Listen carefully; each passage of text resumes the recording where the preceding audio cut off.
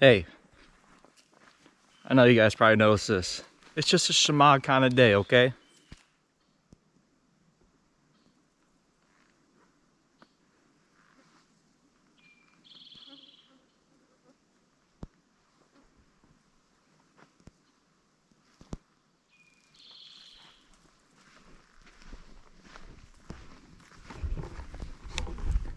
Guys, it is beautiful out right now.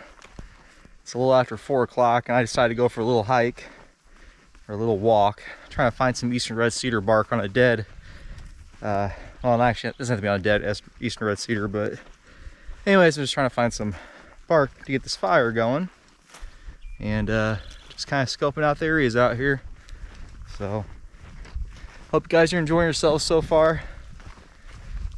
Man, I'll tell you what, when this vegetation comes up, everything just changes.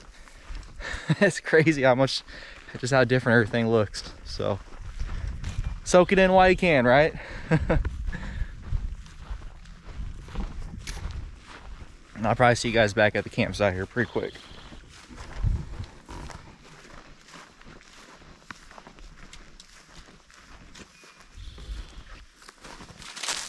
Oh. It went one of those flying grasshoppers. Here's some of that cactus pearl, as my friend John from OK Bushcraft is telling me it's called, or peach cactus or something along them lines. But yeah, pretty crazy. That's in Illinois.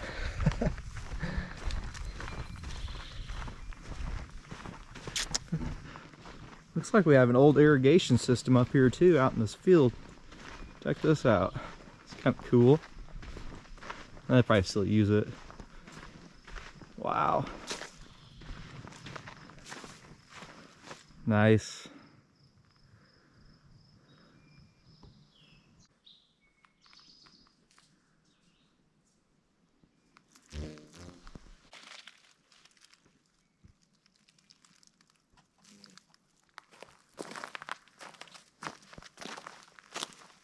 No luck on any cedar, so no big deal. I didn't really have to have it. I just wanted to burn it. I just wanted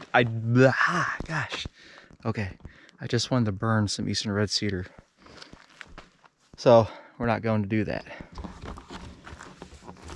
But before I left, going on a little hike, I had some stuff set out here that broke up. And as you know, when you do fires, you want to start off with your smalls or your small twigs, like pencil size. And then next size up from there would be like your finger size. And then after that, I would just go a little bit bigger, keep going a little bit bigger, and you can keep going out. But we don't have to be too precise because we are going to use Mr. Ray's ravioli. And yeah, so we're going to get the fire going now. All right, I don't know if you guys noticed this paracord bracelet on me. It's a survival bracelet. It's got a whistle. Yeah, the whistle's not any good, but it's got a fire striker and fire steel right here in the middle. So what's cool, so it pops right out like that. And then we got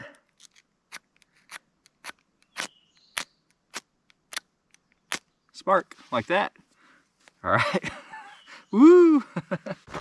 So we're gonna give it a shot and see if it works.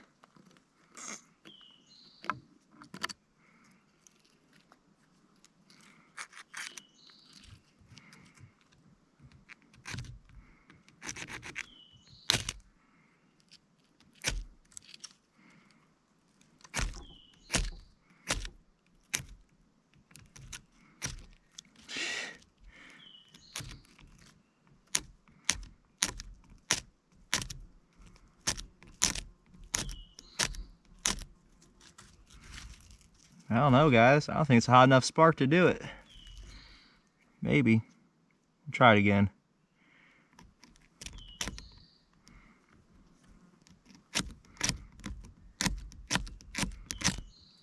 Okay.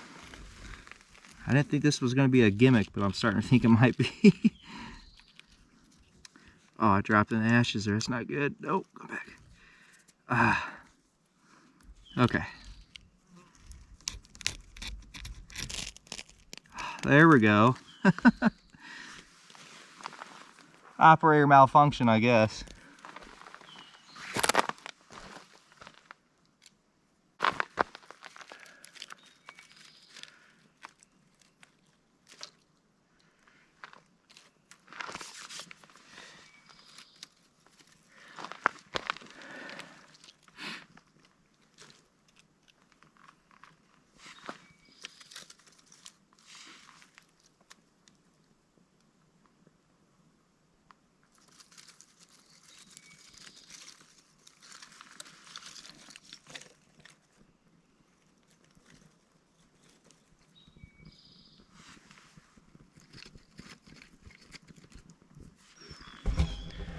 Gosh, it's been over 2 months since I've done a fire.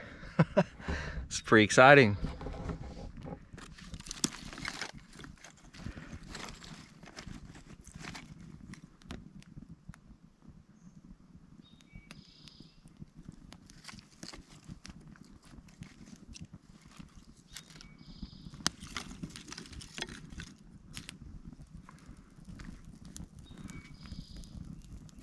Well, I figure while the fire's going, we can talk a little bit about this mess kit that I have here.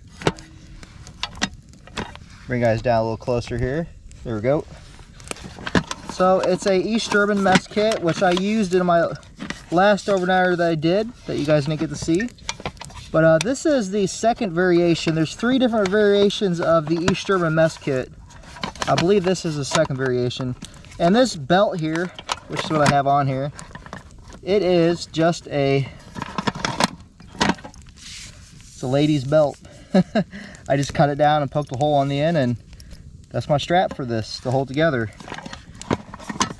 But what's even cooler is what's on the inside of this. And this here is a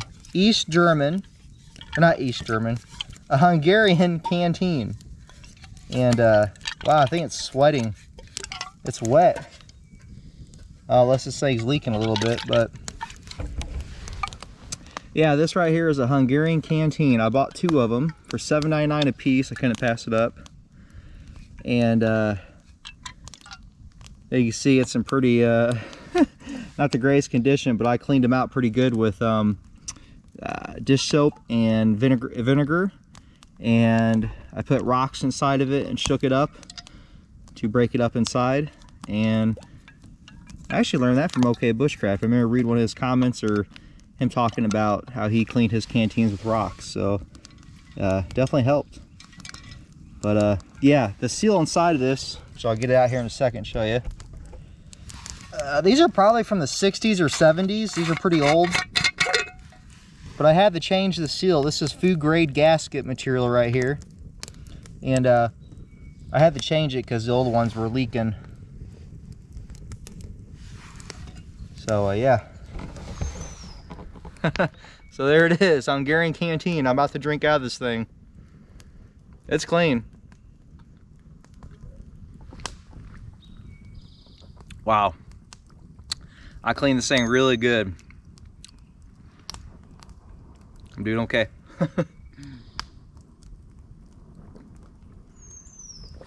Cheers to you guys.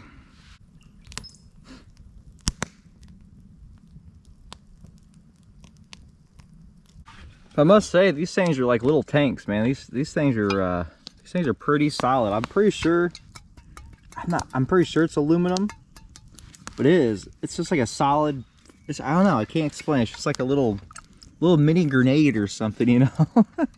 It is really cool though. I've eyeballed these for past few years, and I never did get any. I finally said, you know, I want to get it. But what I failed to mention is what's cool about these is that they fit. Not that it's made for this canteen, but they fit right inside these. So that's a really cool feature. Now with the East German Canteen set, which you have the lid here, the East German Canteen set also has another, like one of these inside of it, just a little bit smaller, but you can't have both, so all you can have is just the lid. You can't keep their piece in there if you want to use a Hungarian Canteen. But there's a Hungarian cook set or mess kit that this probably goes with. So, but yeah, that's why it's got the curve there where my thumb is, just like you can see the curve on the camera. But it's just like the curve on the canteen set right there, if you see it. And that's for your that's for like alongside your body when the soldiers would carry it. So it works in this too. But I put the food grade gasket in it, and you know, I'm thinking that I might need to maybe double it up or something, because it's kind of leaking a little bit. I don't know. But for dinner, here's dinner, guys. Pioke refuel chicken teriyaki rice, white chicken plus rice with vegetables and teriyaki sauce. It looks so good. 40 grams of protein per pouch. Holy cow. Just add water. These look good. Other than the sodium is 1,390 milligrams. Yikes. I have some backup food as well. I don't know if you guys ever heard of that, but yeah, there is such a thing called backup food just in case I'm hungry later on. So you guys probably thought I'm gonna cook on the fire. Well, I tricked you. I've got a Snow Peak stove here, Gigapower. And that's what we're gonna cook on. Because I wasn't sure if I was gonna have a fire night, but it's just a little bit easier to cook on this thing and a lot faster, so. All right, but we got a fire going, so that's all that matters.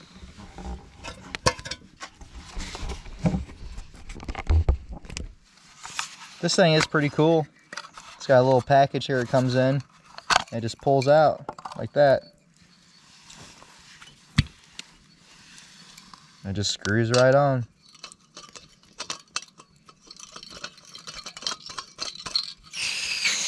Whoops, I'll make sure the thing's turned off first. There we go.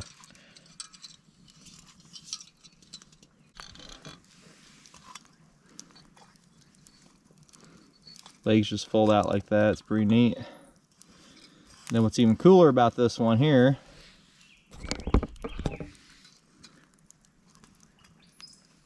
just turn on and there you go, you got flame.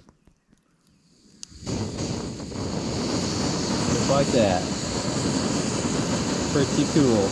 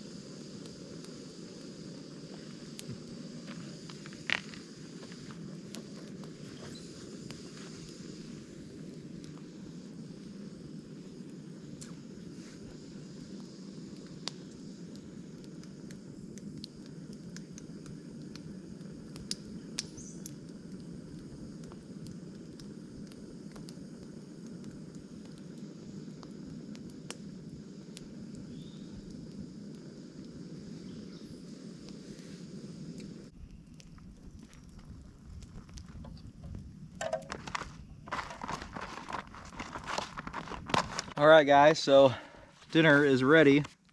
There's what it looks like.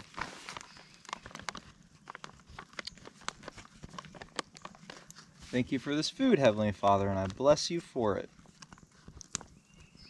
That's a little bit of a bite there. Oop. All right, happy Memorial Day, guys.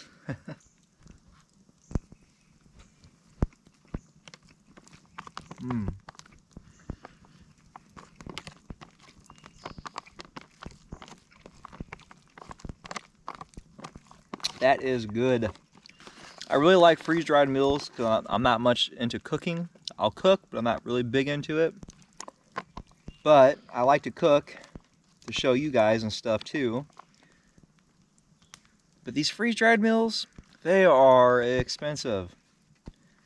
Ridiculously expensive. I don't eat them too much, so.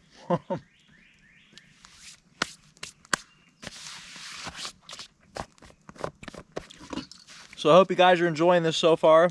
And once again, we're at the overnighter that I did last, that my SD card failed. Everything. Okay, I just gave away my location now. That was loud. It just like echoed. But yeah, just everything looks so much different than when I was here last time. It's crazy. It's been about 2 months ago, maybe that, I don't know. Because it was back in early April, I believe. But anyway, so I'm gonna eat my food and figure out what we're gonna do after that. Probably be hitting the sack here in a little bit. and check out my new glow stick. I brought a candle with me too, so if the glow stick doesn't work, because the glow stick that we have is an outdated military one, or it's made by a military company that makes military ones, or it's a contractor that makes military light sticks. But I don't know. We'll figure it out. We're just kind of having fun today, right? It's Memorial Weekend, so hope you guys are enjoying it.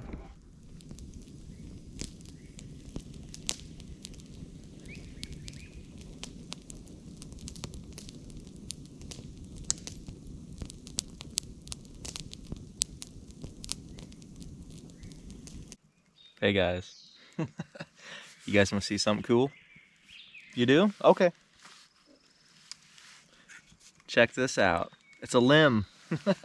It's not just any limb. This is a fatwood pine limb. If you can see there on the camera, you see the dark resiny stuff there. Pulled this off a pine tree when I was out scoping things out and stuff, and you can feel by the density, you know how heavy it feels. I mean, it's got some weight, and it's really dark. I'm gonna show you guys something even cooler and just showing you the limb. Check this out. I'm gonna take this end here. I'm gonna stick it in there like that. Watch this.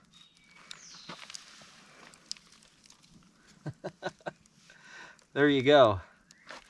Now you have a homemade torch.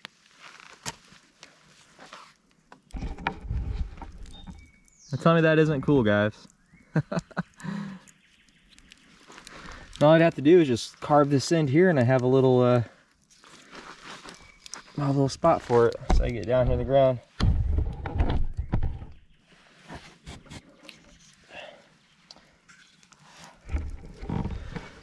Well, it didn't work. But anyways, yeah, that's fatwood. And that that is just lit on the end. So I guess back in the day, from what I read, I think it was in Tennessee area in history, as they used to use stuff like this for torches at night. I think it burns like 15 minutes. But yeah, check that out. That is a limb off a pine tree, and I literally just turned it into a torch. So that's pretty cool. See how easy it blows out. Get you on camera here. Oh, that blew right out. Is that pretty cool? I don't know, I thought it was pretty cool. So back in the day, if you need a torch, just go off and cut a limb off a pine tree. As long as it's got enough fatwood on it, you got a torch.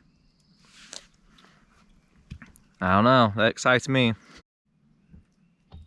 I guess we could say that's survival tip number 1 for this overnighter. Survival torch. So I'm gonna sit here and chill and be by the fire for a little bit, and we'll go hit the sack, and we'll go from there, okay? Probably check out that little light that I got. So see you guys in a little bit.